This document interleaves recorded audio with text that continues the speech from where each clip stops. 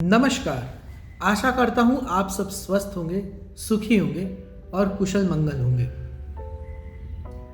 आज मैं एक ऐसे नेता की बात करूँगा जिनके बारे में काफ़ी सारी बातें हैं जो शायद आपको पता भी ना हो। और ये वो नेता हैं जिन पे पुराना एक हिंदी गाना है जो मुझे साफ साफ याद आता है। गाने के लफ्ज़ ये हैं, वक्त ने किया क्या हंसी सितम, तुम रहे ना तुम, हम रहे ना हम।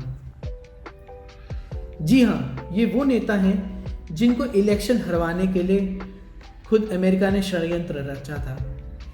ये नेता हैं शशि थरूर। जी हाँ, ये वो नेता हैं जिनको साथ कईयों ने दगा दी। कई ऐसे लोग जो उनके खुद के थे, उनके साथ थे। कई ऐसे लोग जो उनके दम पे अलग अलग जगहों के राज्य के इलेक्शन लड़ने गए थे, उन्होंने उनके साथ दगा दी। मैं बात कर रहा हूँ साल 2006 की, जब यूएन सिक्योरिटी काउंसिल का इलेक्शन चल रहा था। आखिरी राउंड चल रहा था और उस राउंड में शशि थरूर जी को एक वीटो मिला और वो वीटो मिला था खुद अमेरिका से। उस वक्त पे अमेरिका के यूएस जो एम्बेसडर थे, जॉन बोल्टन थे, उन्होंने साफ साफ इंस्ट्रक्शन दिया था, साफ साफ उन्होंने कॉन्डोलीसा राइस को उन्होंने बोला था कि हमें कोई भी स्ट्रॉन्ग सिक्योरिटी जनरल नहीं चाहिए, हमें कोफी अनान जैसा और कोई दूसरा आदमी नहीं चाहिए जो अमेरिका की पॉलिसी से इंडिपेंडेंट सोच रखता हो। यही वो एक रीज़न था जिसकी वजह से शशि थरूर हारे तो थे यूएन सिक्योरिटी काउंसिल का इलेक्शन, पर ये सबको पता है कि शशि थरूर की यही इंडिपेंडेंट सोच ने आगे जाके भी उनके लिए कुछ मुश्किलें खड़ी करी।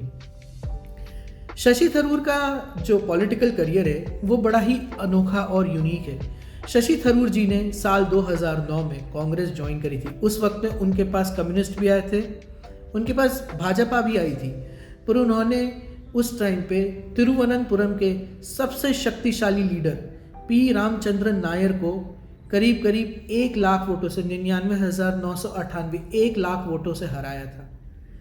और ये बात सुन के जो उनकी टैगलाइन थी वो फेमस हो गई थी, जिसको बोलते थे जीतेगा ज़रूर शशि थरूर।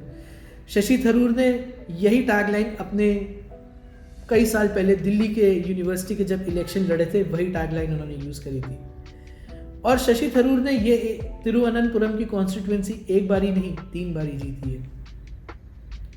पर कभी कभार कहते हैं ना कि अपने ही लोगों को दगा दे जाते हैं। शशि थरूर का बुरा वक्त तब आया जब सबके सब जानते हैं उन्होंने मल्लिका अर्जुन खड़गे को चैलेंज करा था।